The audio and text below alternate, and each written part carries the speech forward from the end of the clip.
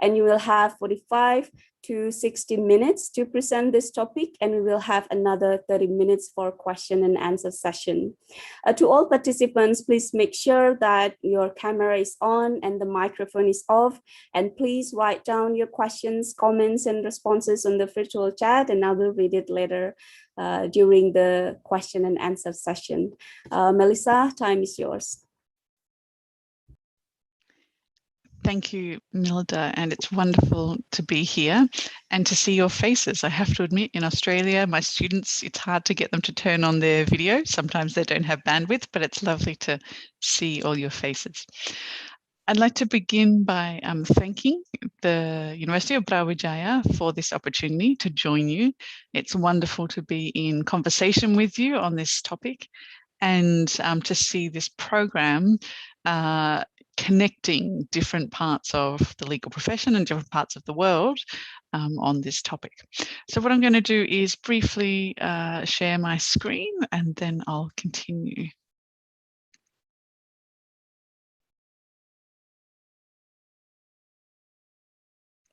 So I should also extend my thanks to the Dean for this opportunity, and also to other lecturers and academics who are here. I look forward to meeting you all at some point in person one day, but for now, Zoom will have to do. So I'm from the University of New South Wales, as Milda has mentioned, which is based in Sydney, Australia.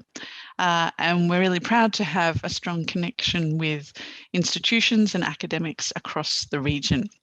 And so I hope today that we can have some really lively conversations about the state of human rights and democracy in the region and the role that constitutions do or don't play in the times in which we live. So just to give you a brief overview, I have sent through readings to your lecturers and I hope you've received them. You know, I think for those of us who are interested and engaged in what's happening in the region, it's important to immerse ourselves in some of the academic literature to get a sense of the key debates and arguments and ideas around this topic. So there's three broad themes we're going to look at in the time that we have across 3 sessions.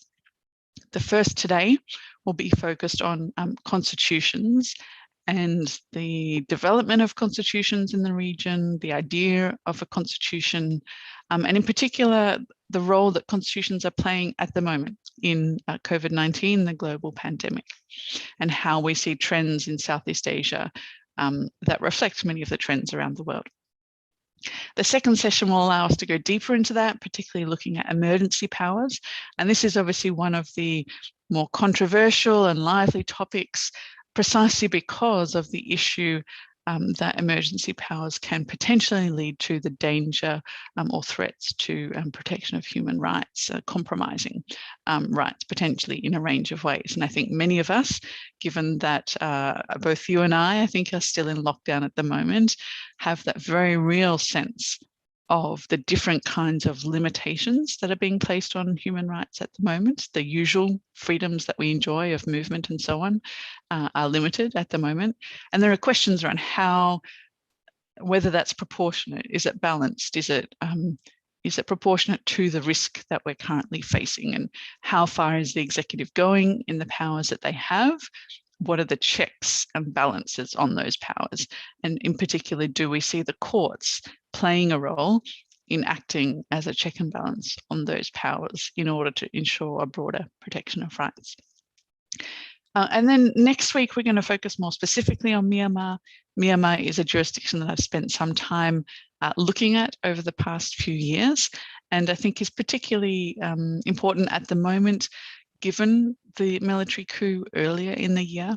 This is obviously a really tragic development.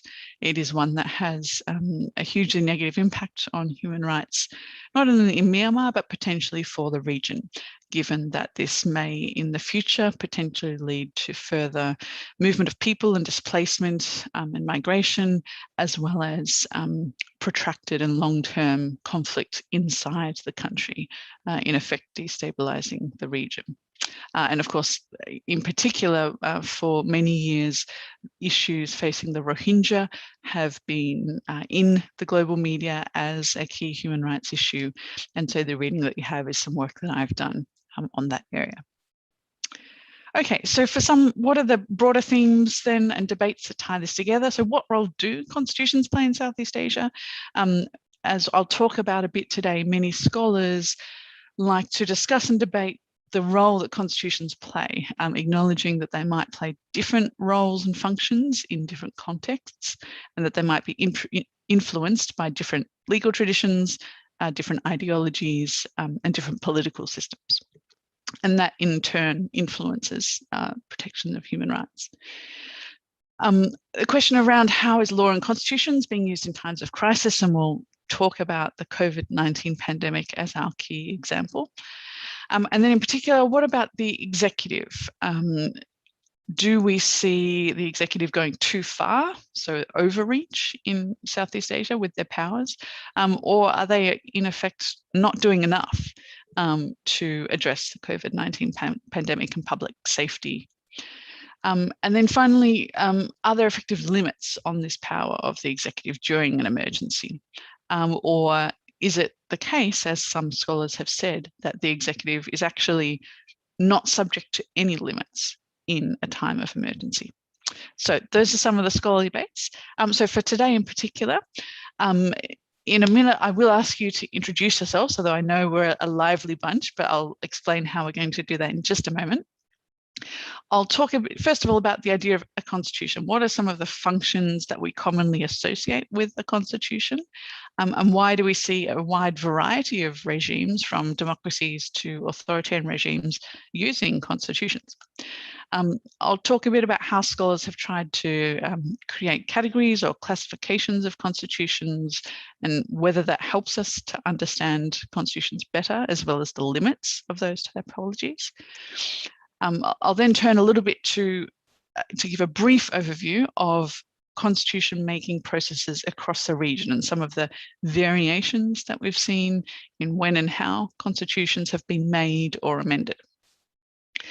I'll also then talk a little bit about the legal and political tradition of the systems across Southeast Asia and how that feeds into constitutional systems and protections for human rights, and then come to some of our bigger challenges, which will lead into next seminar around emergency powers and whether there are still sufficient protections for rights and limits on the use of public power. So just on introductions, my suggestion is take a moment now in the chat function. I'm presuming that you can all use the chat function to tell me, why are you studying this subject on human rights? What is your interest in studying human rights? What is it that intrigues you about this topic? So if you can take a moment, can just be a sentence or two, tell us collectively, why is it that you're interested in human rights? And while you're doing that, I'll just say something very briefly about why I'm studying Southeast Asia. In Australia, in some places, it is possible to study Bahasa Indonesia in high school and sometimes primary school. And so when I went to high school, I studied Indonesian, and then at university, I continued on with that study and advanced both the language studies, but also broader study of the region, and have since been fortunate to work across the region, particularly in Myanmar, but I also spent a period of time in Singapore and have been to Malaysia and Thailand and elsewhere. Now, I'm just wondering, Mildy, is the chat function not actually working at the moment, or is it just that I can't see it?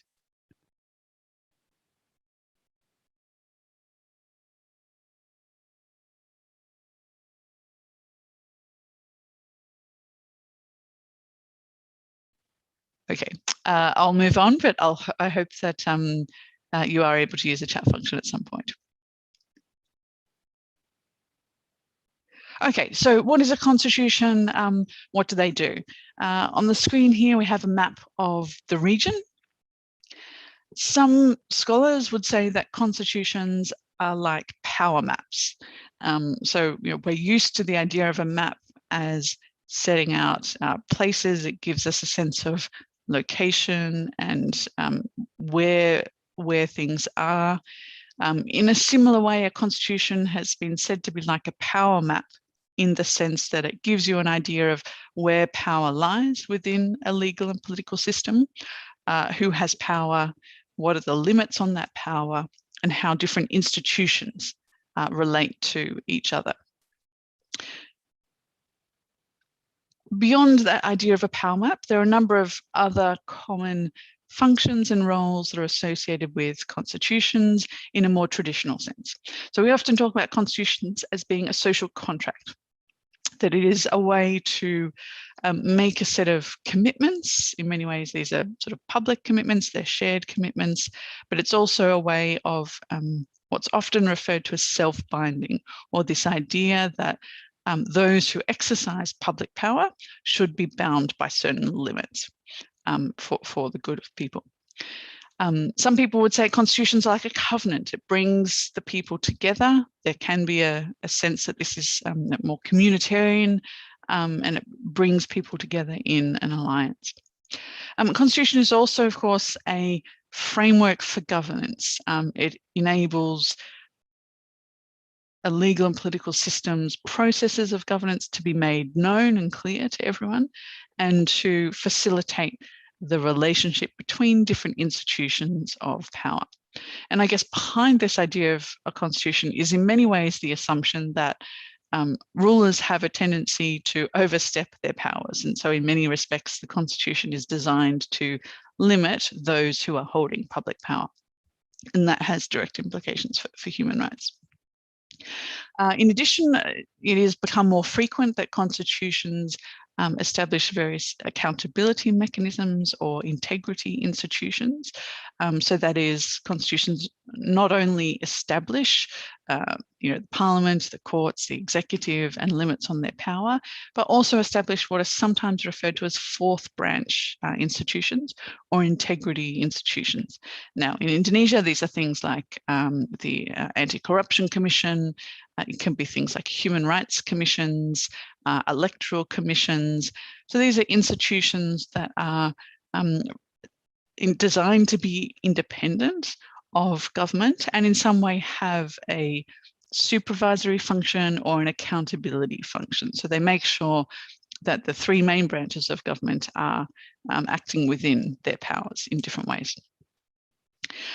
Constitutions can also be either aspirational or statements of core values. So they set out a nation's aspirations for the future, might be social or political, can also set out values and ideas, including things like the history of a country or where it comes from.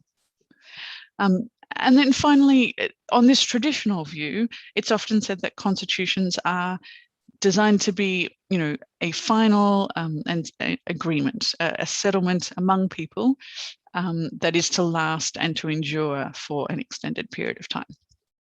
Now, there are some scholars who've questioned this more traditional view of a constitution, although clearly this is still a key role. So if we go to another view, a scholar such as Vivian Hart has suggested that, well, actually in many contexts, a constitution can or should be seen as part as an effort to transform conflict and to facilitate dialogue. So that is, a constitution is not simply an agreement at a fixed point in time, but rather it can help to facilitate an ongoing discussion and dialogue within a clear framework and a clear set of institutions.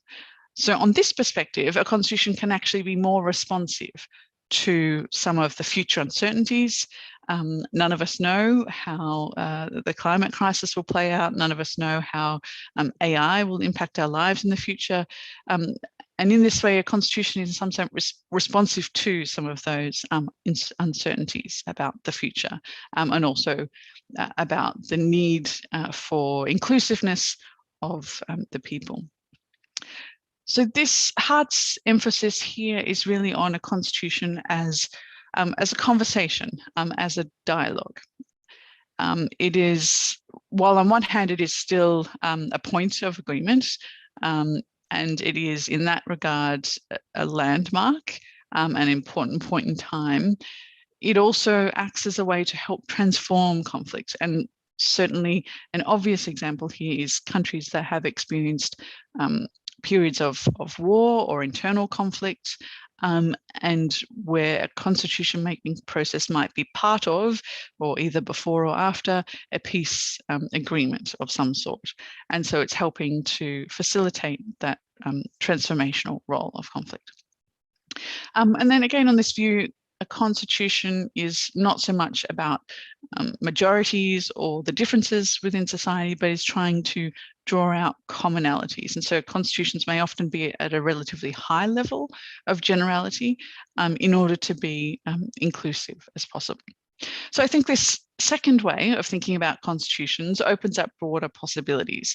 It helps us think of a different way of constitutions, and reminds us that even though it might have been several generations ago that constitution makers drafted a constitution, there is still the possibility today that a constitution can facilitate and help guide and resolve many of the disputes and debates at a constitutional level that take place in society. Okay, so let me move on then from this idea of the role and function of a constitution and talk more about these conceptualizations of constitutions.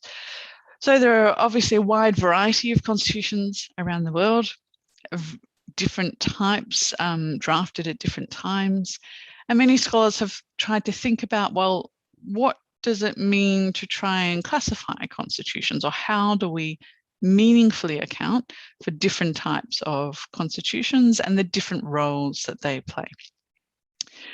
So one common classification that has been used, or at least it was one used early on, is the difference between a normative constitution, a nominal constitution, and a semantic constitution. So let me just talk briefly about each of those. So on the idea of a normative constitution, sometimes also referred to as a constitution proper or a living constitution, this is the idea that the constitutional document does actually reflect and represent the way in which legal and political institutions function. So it does characterize how power is divided and set out. It does reflect real limits on that power, and it does give an indication of the rights that individuals can expect to be upheld and that can potentially be protected if there is a need to do so. The opposite of this, I guess, is a nominal constitution. And here, Lowenstein and Sartori talk about the idea that some constitutions actually are just pieces of paper. And we can perhaps think of some countries in the region where that may be the case. So this is, I think we have seen increasingly in countries where there has been a transition to democracy, but perhaps then there is a decline. I'm thinking here perhaps of Cambodia in particular under Hun Sen, where the constitution may not necessarily reflect the actual political and legal realities that take place, and that in particular the rights in those constitutions actually have no meaningful way of being enforced or protected. Then on the third one, this is, I think, a slight variation on the nominal, which is the idea of a semantic constitution or a facade constitution, or I think Sartori uses the term a fake constitution. In this sense, and often scholars come back to human rights and bills of rights here, is there's been a lot of discussion around, well, how meaningful is it if countries incorporate a Bill of Rights and yet it's actually used to sort of deliberately deceive or to be actually a facade? Sometimes this is discussed in the context of regions of the world, for example, where membership of a particular regional body, such as the EU, might be conditional upon having certain legal frameworks or certain constitutional protections for rights.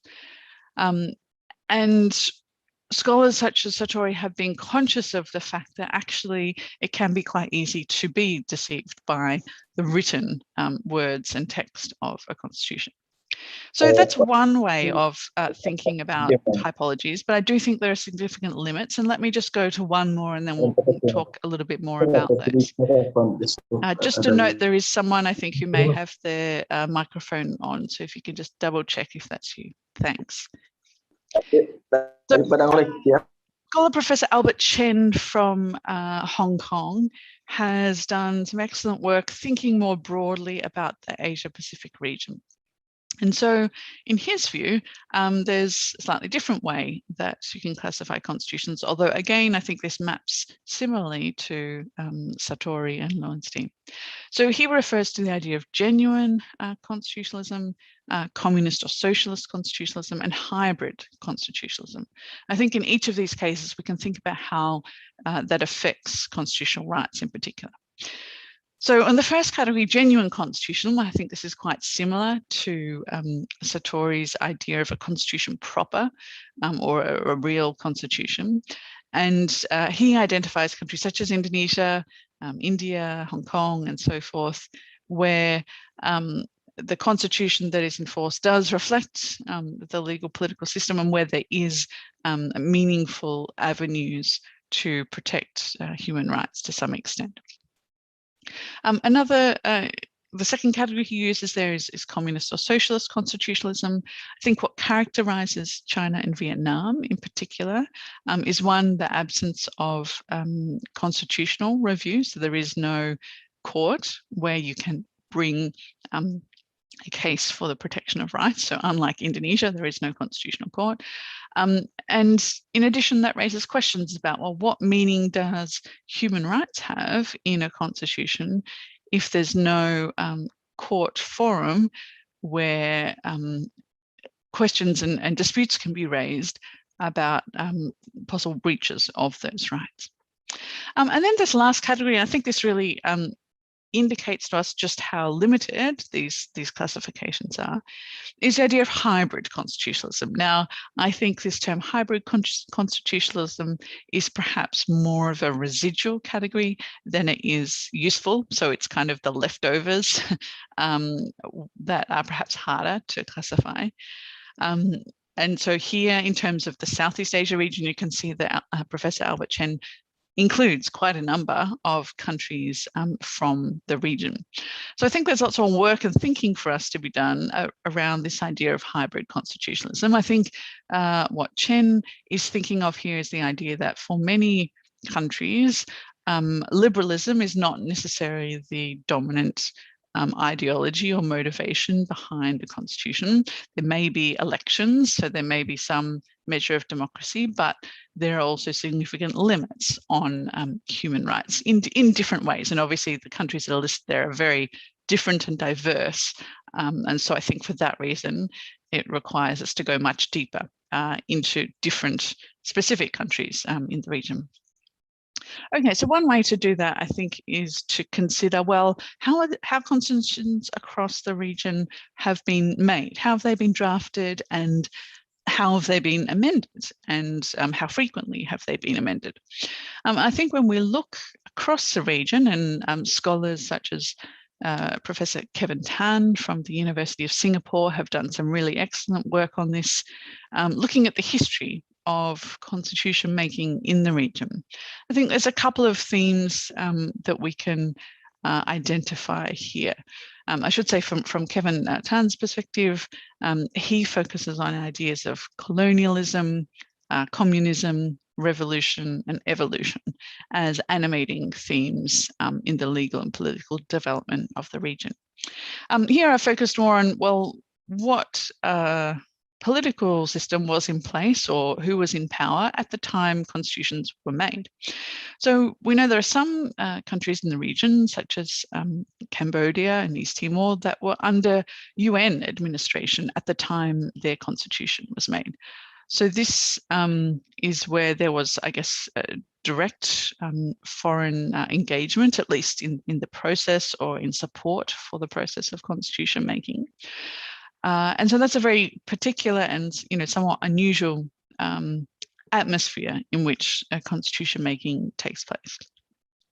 Another is military rule. So we can think of Myanmar as well as Thailand in the region, where militaries have been either a part of the constitution making process or the leader in a constitution making process. So in Myanmar, we know that the 2008 constitution was, the military started drafting that as early as the 1990s. It took almost 17 years for it to finish that process, although with stops and starts. And it's still the constitution that the military today is claiming to rule under, although there are significant questions about whether that's even valid anymore as a result of the coup on the 1st of February. Similarly, we know Thailand has had successive coups, and it is the country in the region that has had the most constitutions. I think we're up to 22, depending on how you count them. And a feature of coups in Thailand is that it has been followed by a process of constitution making. Now, of course, there was more of a landmark step in 1997 when a constitution making process in Thailand produced quite a remarkable constitution, one that had a real emphasis on protection of rights, one that included accountability institutions and a new administrative court system. And so really did place a significant emphasis on the idea of a constitution as limits on public power. But of course, the more recent process has skewed the constitution, if you like, in favour of the military in many ways through some of the rules, such as the composition and appointment of the Senate and so forth. Now, another is constitution making under socialist rule, and we can think here of Vietnam, but also possibly Laos. Another category I've put here is dominant party rule. Now, I'm thinking here of Malaysia, Singapore, and Brunei.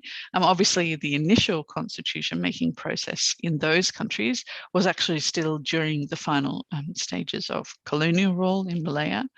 And yet since then, Malaysia and Singapore in particular, while they have maintained that existing post-independence constitution, they have amended it significantly quite a number of times.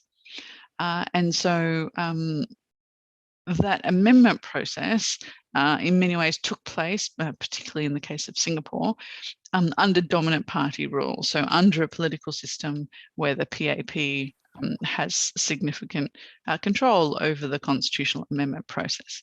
And so this is where constitutional amendment rules really matter, and particularly if there is one party that has the numbers needed to pass constitutional amendments, that means it gives the rules of the constitution give significant advantages to the political party in power to continue to ensure its longevity. And then finally, of course, there have been a number of constitution-making processes as part of a democratic transition. Indonesia and the Philippines are obviously two key examples. And we know that that is illustrative of trends around the world, that in the 1990s and 2000s in particular, there were many countries around the world in Central and Eastern Europe, as well as other places, where a transition from authoritarianism into a more democratic system was accompanied either by drafting of a new constitution, or as in Indonesia's case, the amendment of an existing constitution. But of course, in Indonesia, it was really a fundamental amendment, a really significant amendment, and one that made a complete shift from the past. Now, I've looked a bit at, well, how or to what extent has the public been involved in this process? That is, has the public had a say in these constitutional systems, in particular, I guess, in the rights that these constitutions may or may not include? I think one of the striking trends across the region is that depending on which country we're talking about, there hasn't been significant public participation to the extent that we now assume to be the case, or we expect to be the case in other countries. Now, in some countries, there has been a referendum to endorse a constitution. And of course, that is obviously one form of public participation, but there's also a lot of criticism from scholars around the limits of a referendum as a form of public participation. And these days, when we look across the world and observe other constitution-making processes, we see significant use of social media, significant engagement in public dialogue, in education, and many of those things, perhaps with the exception of Timor-Leste, largely, didn't take place across the region in Southeast Asia. So turning now from the constitutional traditions to then just thinking about this incredible diversity in the region of legal traditions and legacies. As I said, Professor Kevin Tan from Singapore focuses a lot on the colonial legacy across the region. And of course, it's quite diverse. And this intersects with the constitutional tradition. So I know there's a group of countries there that were colonized by the British.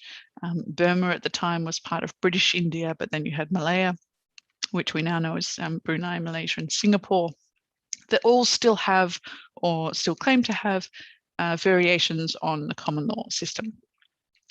The Philippines, of course, was quite unique, both with the Spanish and the US. You had the French influence in Indochina, Indonesia, of course, with the Dutch, and Thailand then being the only one that wasn't formally colonized, although you have this group here of either civil law countries or socialist countries. In addition, we can think about systems in another way. So in terms of the legal system and, who is the head of state or who's the head of the executive. Here we can again see a real variety of systems ranging from, more federal systems in Malaysia to many more unitary systems. It includes, some monarchies, as well as republics, as well as socialist systems or semi-presidential systems, and the heads of state across the region varying significantly. And then finally, just thinking about the political system,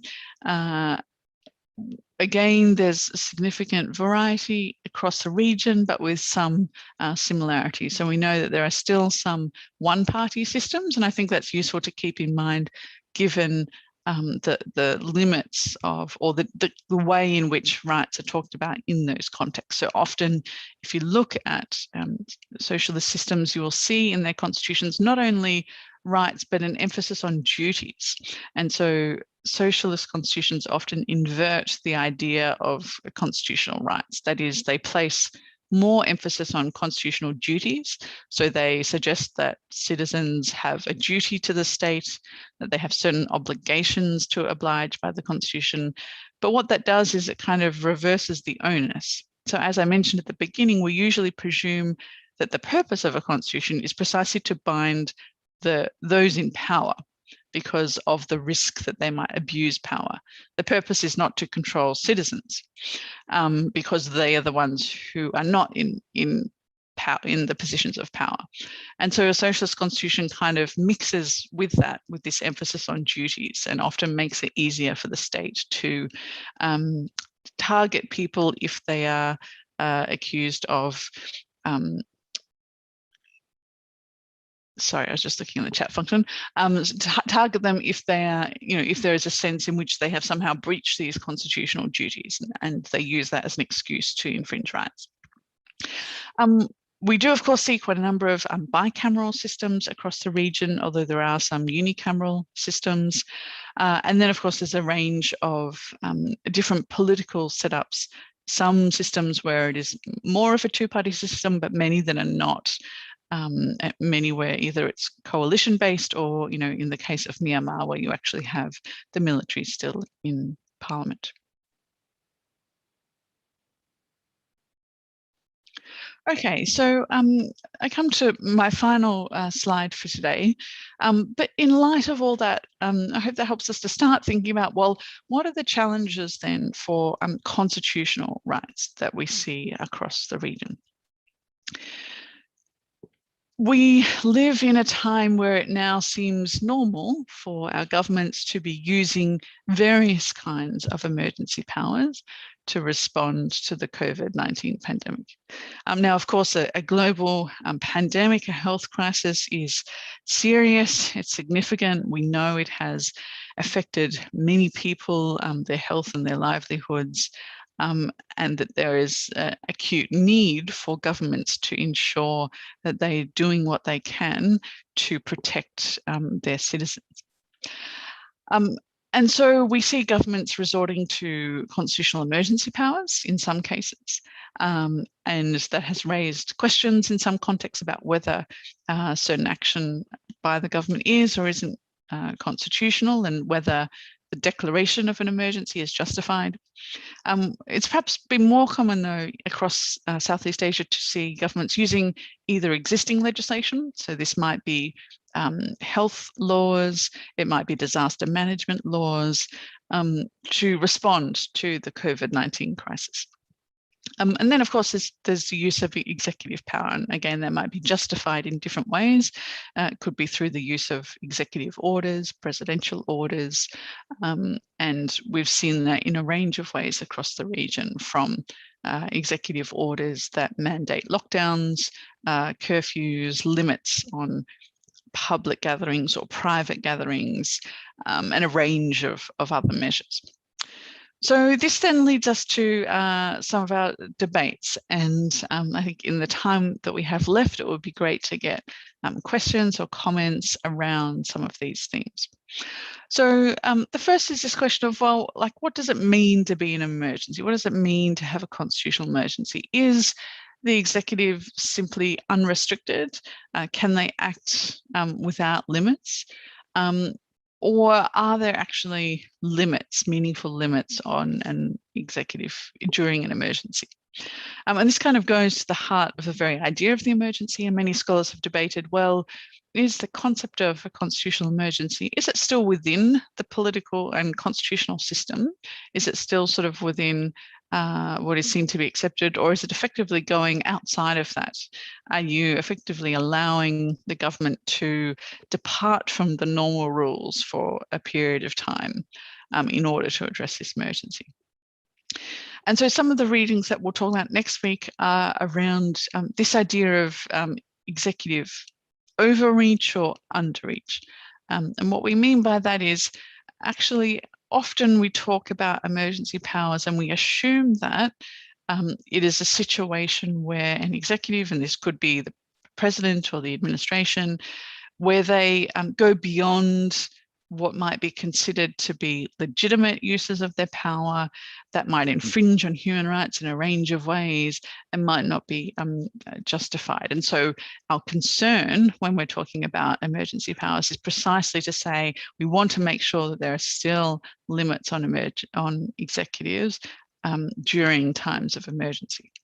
And yet some scholars, in talking about COVID-19, have said, well, actually, if you look across the world, and we can look to the region as well, maybe there's actually been executive underreach. And what some scholars have meant by that is looking to countries like the US or Brazil, so Trump in the US or Bolsonaro in Brazil, or perhaps we could think of Duterte in the Philippines, or perhaps even Jokowi in Indonesia, that maybe there hasn't been enough executive action, that by not having a lockdown in certain times, or by not having sufficiently stringent measures, that maybe that has led to a greater health crisis than was needed. This is, I think, a real interesting area of debate.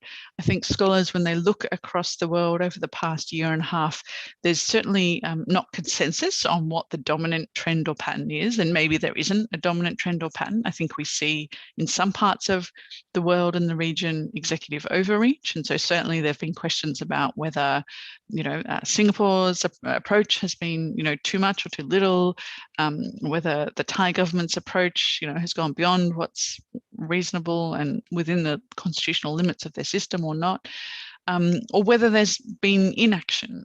We know, for example, that last year Indonesia took a slightly different approach to India. So on the one hand, in India, the president decided to have a fast and harsh lockdown. And we know that that had quite a serious impact on many people, particularly the more vulnerable, whether it was migrant workers, daily labourers, people who didn't actually have homes to go to. And so the question raised about whether that was reasonable, legitimate, and so forth. Indonesia, of course, to some extent took the opposite approach at the start and decided not to take that approach. So there's a question there, is that executive underreach, or was it actually relevant and proportionate to the conditions in which Indonesia faces? Another debate then is around, well, the role of courts and the legislature. And part of my talk today has been to focus on, I guess, the different constitutional legal systems that we see in the region, because I think it's important to keep in mind that obviously the ways in which governments are responding now and the kinds of checks on their power now is very much conditioned by the pre-existing legal and political system. So what existed prior to COVID-19 is in many ways partly what is determining how governments act now and whether they are pulled up for going too far. So I think in some parts of the region, courts are almost entirely inactive or have had very little role in this crisis. That may be in part simply because courts don't play a large role in times of emergency, at any rate. We have seen some courts across the region play roles. Obviously, in Indonesia, there were cases for judicial review in the Constitutional Court. In other countries in the region, there were questions raised in the courts about whether certain measures had, well, first of all, criminal cases, I guess, of people who had breached COVID lockdowns or curfews and those sorts of things, but then also questions raised about whether that was proportionate or whether it was targeting certain groups of people. The legislature, of course, could also potentially act as a limit on executive power, and that depends, though, on the extent to which the legislature still exists and operates during a time of emergency. One trend that we've seen during COVID-19 is that some legislatures have been suspended for a period of time, and that has raised real concerns about the nature of democracy and the role of the government and the legislature in a time of crisis. Others have continued. Of course, there have been logistical challenges with that. Can you have a parliament in lockdown via Zoom? Even in Australia, we've had that significant debate because we place a lot of emphasis in our system on the face-to-face debates that take place in Parliament during hearing time. And of course, there's been the other issue of elections. Do you hold elections during a global pandemic? Is it safe to do so? Should you postpone them? You know, what is legitimate to do in this time of emergency? And then finally, I think there are questions here around protections for rights. And this, I guess, is a real grey area because, on one hand, many of these measures, lockdowns, curfews, restrictions on gatherings, we know do to some extent help in this time of crisis. It is a way to prevent the virus from spreading. I think many people would say that is reasonable, but of course, what are the limits to that? And certainly in Australia, that's something that is a subject of much debate at the moment as we continue to face lockdown, and varies in different states because we're a federal system. And so we have different, lockdowns and different rules in place in different states, and there have been some states that have been more criticised than others for the way in which they've responded to this crisis. Okay, so look, I hope that has, in many ways today, was designed to kind of open up some of the issues that we want to talk about over the next 3 sessions.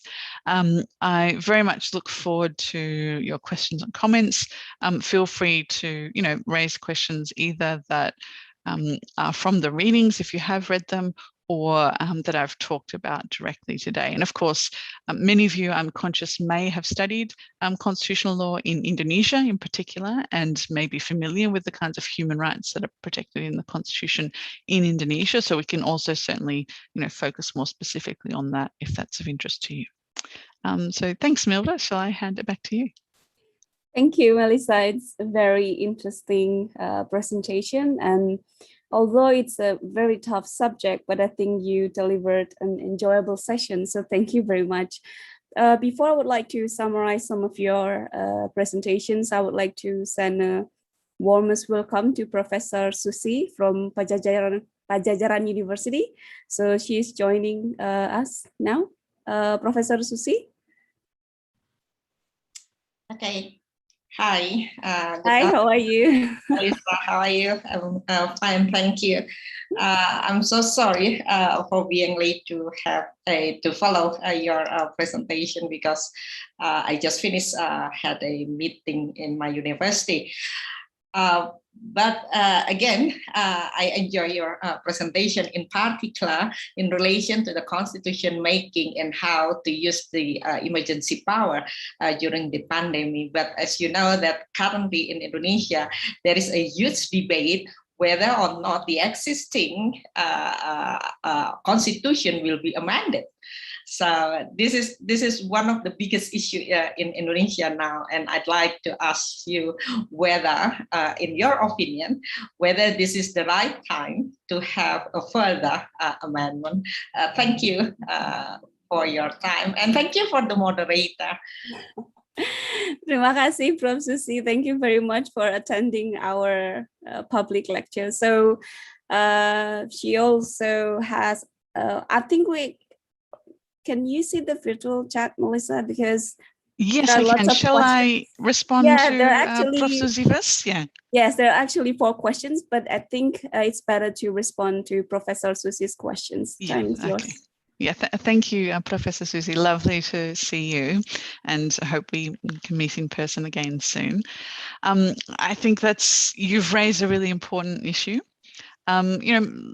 Maybe let me start first as a matter of principle, or I guess the question and debate that has been raised in other countries around the world and in the region, including places like the Philippines that had a constitutional amendment process ongoing prior to COVID, as well as in Myanmar, where there was also in early 2020 a constitutional amendment process that was ongoing.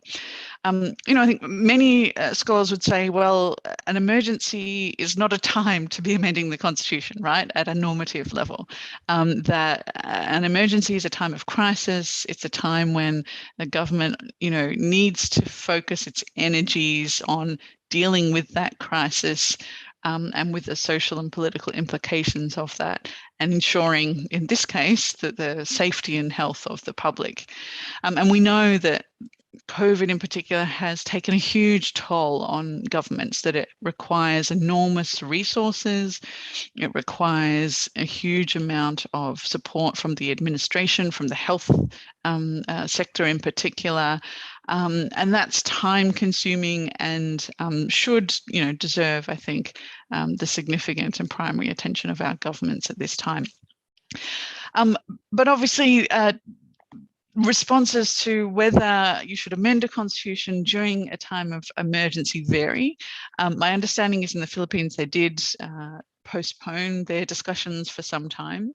In Myanmar, they continued, but effectively they finished by around March and didn't get very far with their attempts to amend the constitution. That at the time was under the NLD. And of course, in Indonesia, the debates around GBHN and amending the constitution in particular, potentially reverting to some of the structures that were in place in the original 1945 constitution, predate COVID. So these discussions, were ongoing prior to COVID. But it seems that they have, in many ways, continued. Now, I think the difference in Indonesia is that my understanding is there's not yet a formal process in place. They haven't actually commenced a formal constitutional amendment process, which is unlike what was happening in Myanmar and possibly the Philippines. And so I think there are certainly some challenges ahead for Indonesia here. I mean, I think, the issues, one is obviously the role of the president, limits on the term of the president. On one hand, I would assume that the current president would be very aware of the need for presidential term limits. And obviously in the context of Indonesia, there are very good reasons why there are term limits on the office of the president. And we know that pre-1998, that the absence of term limits in the constitution was one of the problems and one of the reasons why Suharto was able to rule for so many years, and that it was a conscious decision of constitution makers post 1998 to include a term limit in the constitution precisely to prevent such a situation from happening in the future. Now, that's not to say that a third term of a president necessarily would lead to, authoritarian rule, but I think if you look across the world, that often one indication of authoritarian rule is precisely when a leader decides to amend a constitution so that they themselves can continue to rule in that position, or can serve another term or another term or another term. We've seen that in quite a number of places around the world. So I think that should weigh on the consciousness of those who are contemplating constitutional amendment. Obviously, some of the other proposals that are being put forward vary, and it's a little uncertain how they would play out, but certainly the overall intention, as I understand it, to kind of return to what the original 1945 constitution had in place, I think is quite concerning, because we know that actually the original 1945 constitution was initially intended to be temporary. It was a very skeletal constitution, so it's quite bare bones. And if you compare the original 1945 constitution with many others around the world today, you'll see that the trend is obviously to put more detail in the constitution. So to include bills of rights, to include reference to accountability institutions. And I think going back to a bare bones structure, or to a more executive heavy structure, would be clearly a step back in this process. So I think Indonesia's at a critical time. Look, I'm interested to see how this debate plays out. I certainly think Indonesia is an interesting example, because obviously they did their major amendments in 4 stages from 1999 to 2002, but yet haven't done anything since then. And I guess some other countries have taken more of a gradual approach, or are open to occasional amendments over time, and yet that's not I guess that's not the political practice in Indonesia as we see it. And so I think that's one of the reasons for the concern about the current debate, is that there's concerns that actually it's kind of being treated like 1999, and as an opportunity possibly for quite fundamental changes, rather than something that is progressing the democratic system and progressing the ideals, particularly the inclusions of additional rights that occurred post 1999. I'll leave it there. Okay. Thanks, Melissa.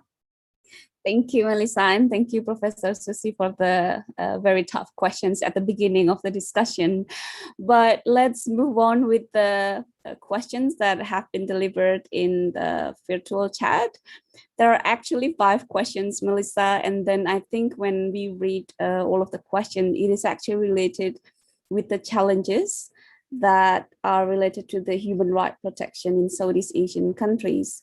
So for example, the first question is about how is the effectiveness of human rights mechanism in the countries. And then the second one is also, it's not actually a question, but letting you know that nowadays the instruments that regulate human rights continue to develop from time to time. However, in its implementation until now, there are still violations of human rights. So we're still talking about the challenges. He mentioned, I should have mentioned the names. The first one is Ikian Aminuddin Lanov. And then the second one is Kautsar Ramdhani. Kautsar was asking about the case of the Myanmar government coup. So I think I need to mention to all of the participants that Melissa is an expert in human rights in Myanmar as well. So we are very lucky to have her this session. And then he also mentioned about the prolonged conflict between Palestine and Israel, and then why are human rights instruments that have been around for almost 60 years until now, but still happen human rights crimes in various countries. What can international agencies do to suppress violation of human rights, especially human rights cases in Palestine and Israel? So that was the two questions. Do you want me to continue with all of them, or we should stop there and then respond to the first two? Sure, I've been reading them as you've been talking, which has been great. There's probably some common themes. Maybe just go through the others, because I think perhaps I can refer to them, respond to them collectively. Yeah, so the third question is still about the Myanmar situation. The question is, how is Myanmar's accountability to the Rohingya people who still have no citizenship under international law? Because for whatever reason, the Rohingya massacre has to stop. Apart from the Muslims or not, crimes or humanity cannot be tolerated. So there are some of the interesting questions from the students, I think. And then the next one is from Ibu Priska. Thank you very much, Professor Melissa, for your interesting presentation. Perhaps my question is not directly correlates to your presentation, but I think it's a very interesting to discuss. Under the emergency situation of the pandemic, the government of Indonesia imposes people to take the COVID vaccinations and uses that as an administrative requirement for several occasions, such as to enter certain public buildings. In your personal opinions, is that requirement legitimate under the human rights and constitutional protection regimes? Then is that the case in Australia too? Once again, thank you very much. And then the last but not least, from Camila Adzima Zahiyaturihan Salis. Good afternoon, Professor Melissa. Thank you for the excellent presentation. From the journals that I studied, ASEAN can be divided into 3 groups. Human rights issues include Indonesia, Malaysia, and so on. I think the question is about what is the motive for the differences in each country? I think she was trying to ask about what are the differences of the human rights regimes and why it happens like that. Times is yours, Melissa. Thank you. Thank you, and thanks to the students who asked questions. They're great questions, and it's good to see your interest. I really hope that for students across the region, that there is significant concern and interest in human rights at this time, because as one of the questioners hinted at, I think we are facing a time where democracy is in decline across the region. We have seen the rise of populism, including in across the region. And this poses real concerns, I think, for human rights. In addition to, the COVID crisis and the response to that, there is this broader trend, I think, of a decline of democracy and the rise of illiberalism. So how then do we assess the effectiveness of human rights protections? I think that's a really difficult question, one that varies quite a lot depending on the country, even though, as one questioner pointed out, many countries in the region do have a National Human Rights Institute. There are different ways that countries might protect rights. Some may have a more robust protection through courts. Others might have, freedom of information commissions or ombudsmen that can play a role. Let me come, though, to the more extreme example that was mentioned, which is the position of the Rohingya. Obviously, they have faced a particular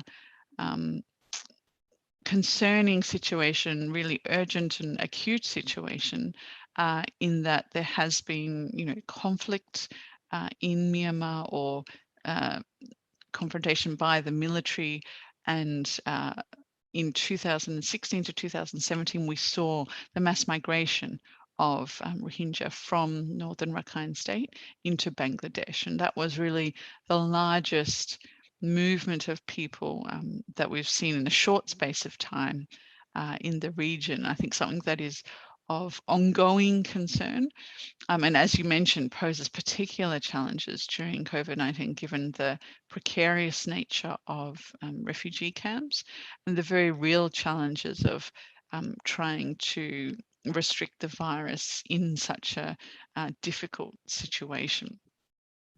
I think one of the questions referred to the issue of vaccination in Myanmar, and I think you're right that since the coup on the 1st of February, things have become significantly more complicated in basic measures to address the COVID health crisis, precisely because the military is now in control.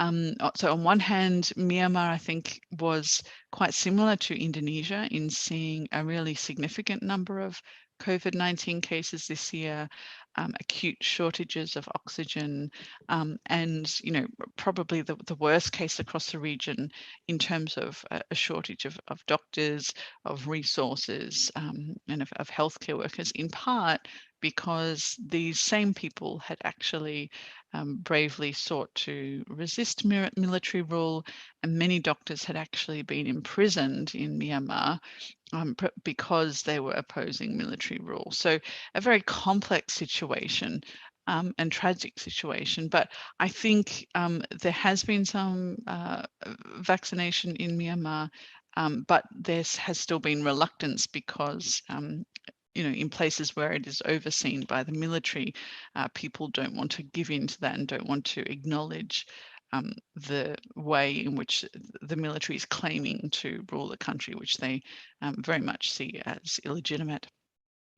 On the Rohingya in particular, I think that is a crisis that is not going to go away. It will be protracted, and it will be one that the region, including ASEAN, Indonesia, will need to think carefully about and respond to in future years. I think it's highly unlikely that there'll be any sort of change or improvement to the situation under military rule, and could potentially in the future lead to more boat arrivals in places like Malaysia and Thailand and Indonesia, and so that could lead to another Andaman Sea type crisis, I think, quite easily.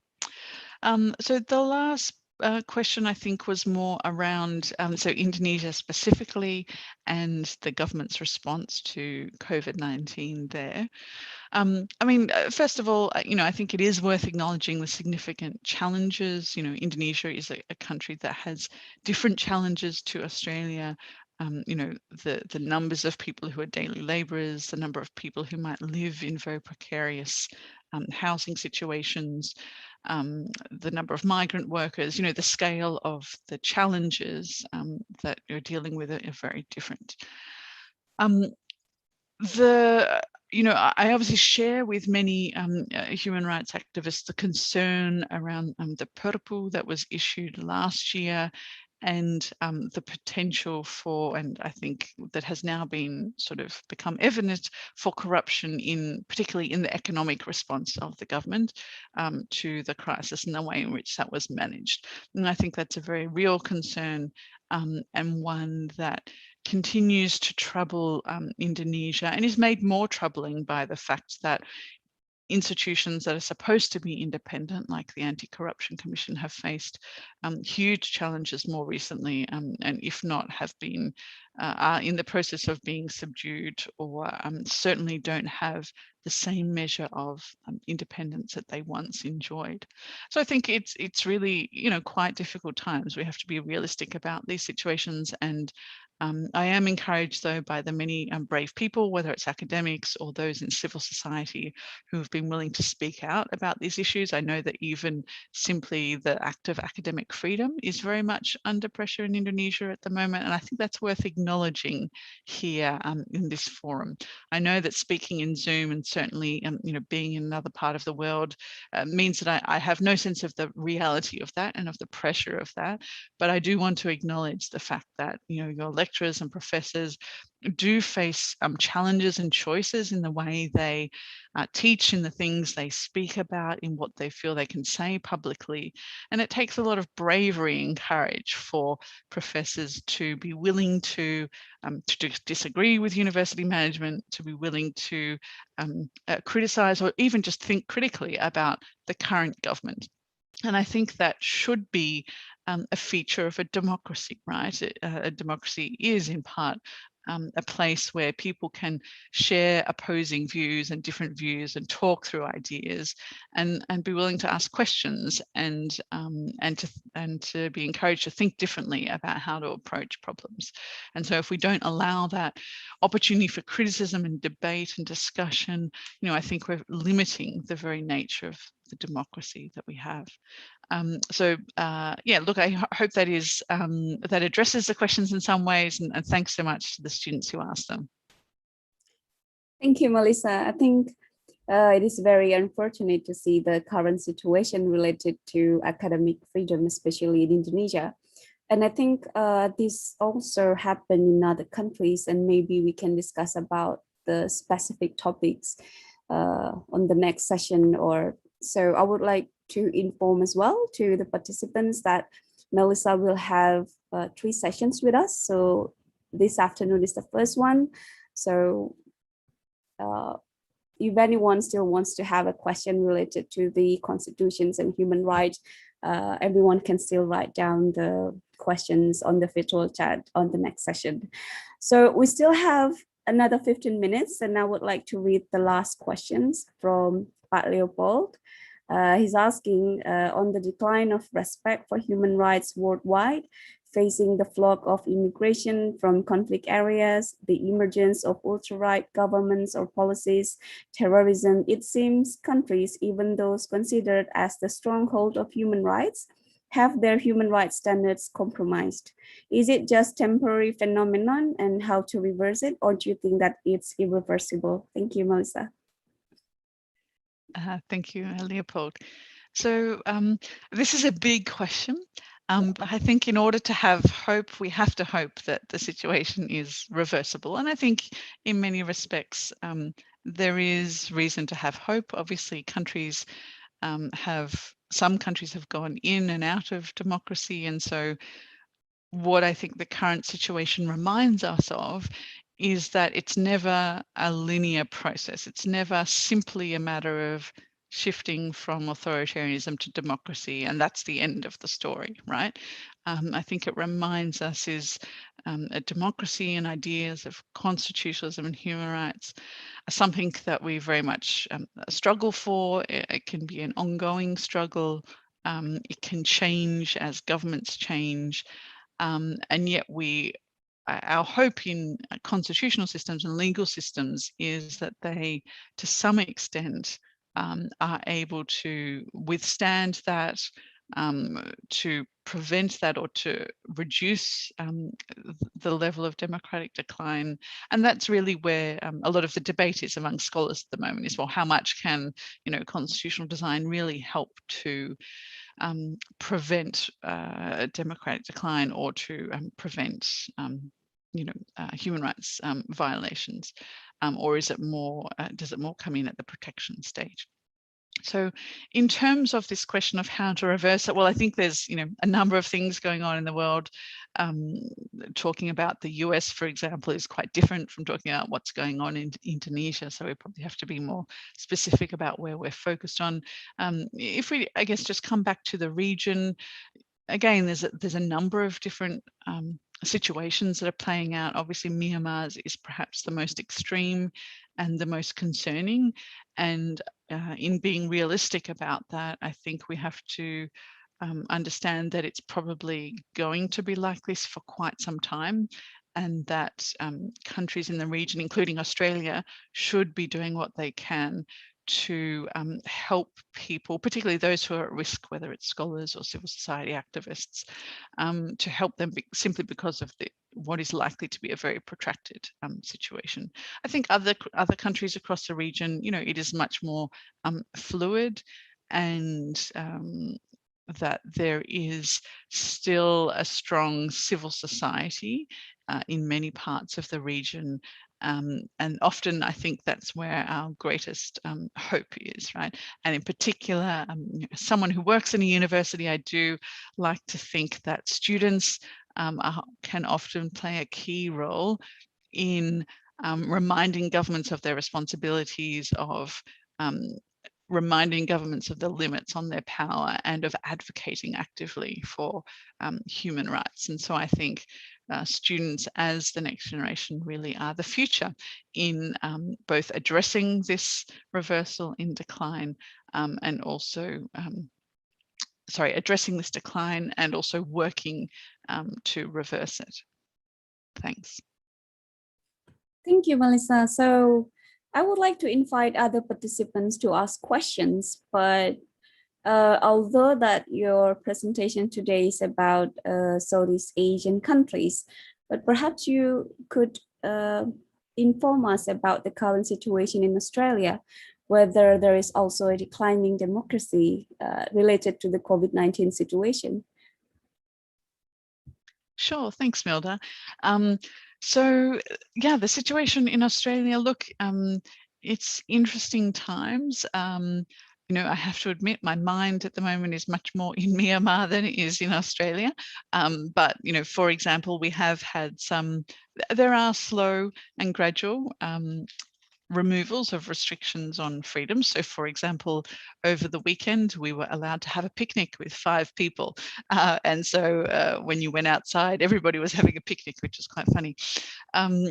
But of course, there have been protests in many cities in recent weeks across Australia, particularly in the major cities, protesting about the lockdowns, the curfews and the restrictions on freedoms, and sort of demanding that certain state governments open up. I think that's definitely a minority of people in Australia. We're seeing quite high numbers of vaccination, I think, although it will take some time to see how far that will go.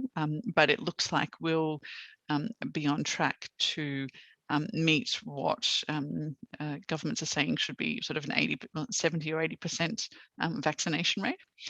You know, I think some of the areas where it's been harder for state governments to strike a balance is around things like schools. You know, so on one hand, children of essential workers have been able to go to schools so that essential workers have been able to go to work, and I think that's been really important. But obviously for those who are not essential workers, often their children have been at home, and that has placed huge burdens on people who are also trying to do their work at the same time as homeschooling. You know, in addition, there's been significant concern for various vulnerable groups, particularly Indigenous communities, and you know, questions around whether the government has done enough to prevent the spread of COVID-19 in those communities, as well as in you know, multicultural and migrant communities, where there's a need for translation of government information and materials, and you know, clear communication on what the rules are and why it's important to get vaccinated. So look, I think the Australian situation is in progress. Obviously, Melbourne in particular is not so happy at the moment, given that I think they now hold the record for being the longest lockdown in the world. I can laugh because I'm not currently in Melbourne at the moment, but I'm sure if my friends in Melbourne are listening, they would not be laughing. And what I think we've seen in Australia is really federalism at play. So as a federal system, this has really put pressure on how our federal system works. It's put in the spotlight the relationship between the federal government and our state governments. And it's actually really put a focus on state governments in a way that we haven't seen before, in terms of what they can and can't do. You know, are they opening borders? Are they closing borders? Who are they allowing to move about? Who isn't allowed to move about? It's varied quite a lot from state to state. And so I think it's been interesting to see that variation and the justifications for that variation. But it also makes it quite difficult and quite noisy and robust, because there are so many diverse views and different ways of approaching the same crisis. Thanks. Thank you. I also saw from the news that there were like a huge protest in Sydney and Melbourne protesting about the lockdown. So I think it's also interesting to see that how Australian government approaching this pandemic situation. We still have another 2 questions in the virtual chat, but there's only 6 minutes left. So I will just briefly read the questions here. Good afternoon, Professor Melissa. Thank you for the interesting presentation. I want to ask, why is the fulfillment of human rights in different countries are different? Are human rights not universal? Why does the fulfillment of human rights are minimal in a dictatorial country like North Korea? Is the UN not taking action on this phenomenon? So it's a little bit broad topic about North Korea, Melissa. And then the second one, in terms of freedom of expression as a basic human rights, do you think that it is still relatable nowadays? Since we have seen in Indonesia itself, the freedom of expression tends to be misused to spread hoax and misinformations. Does this phenomenon appear as well in Australia? Since as young generation, we feel so pathetic due to the phenomenon that citizens misused and mischaracterized their statement with the basis of freedom of expression. So that's the questions, Melissa.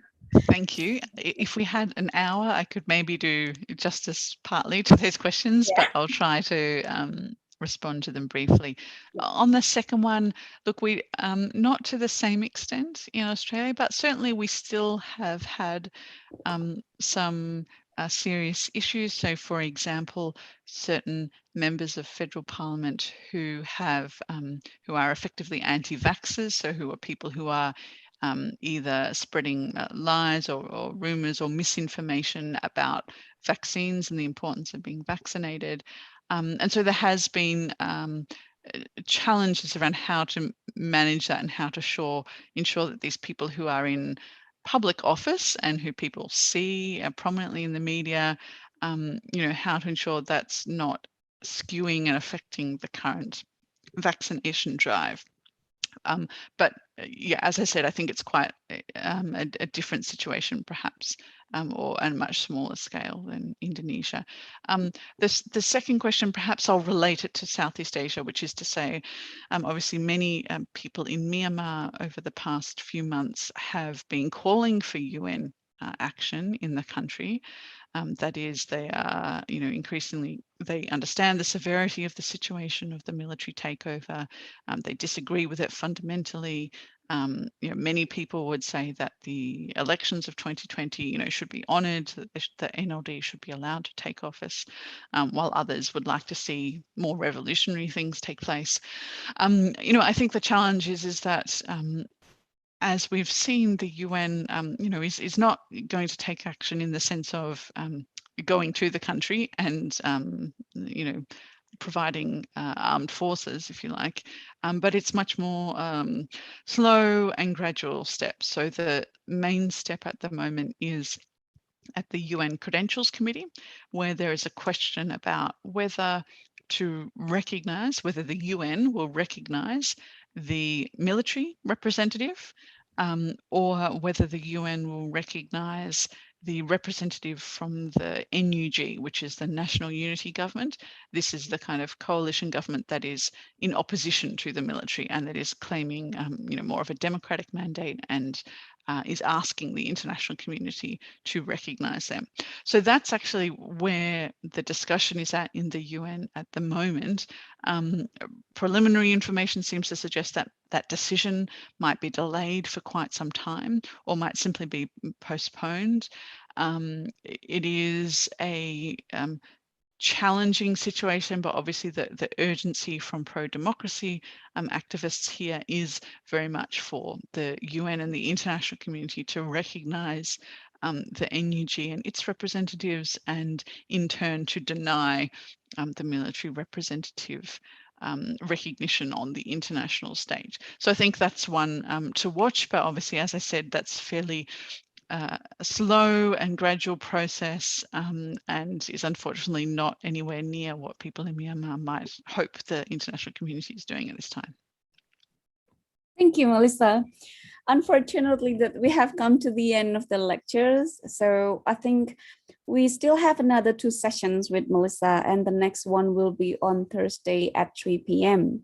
And I do hope that the students and also the public participants will be able to join us on the next session on Thursday.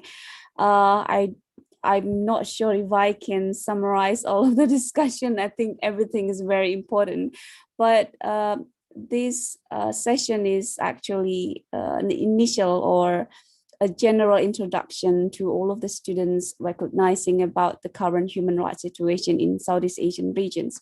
So I do hope that the next session, the students will be able to ask more and more questions, and please join us. And thank you very much, Melissa, and thank you very much for all of the students.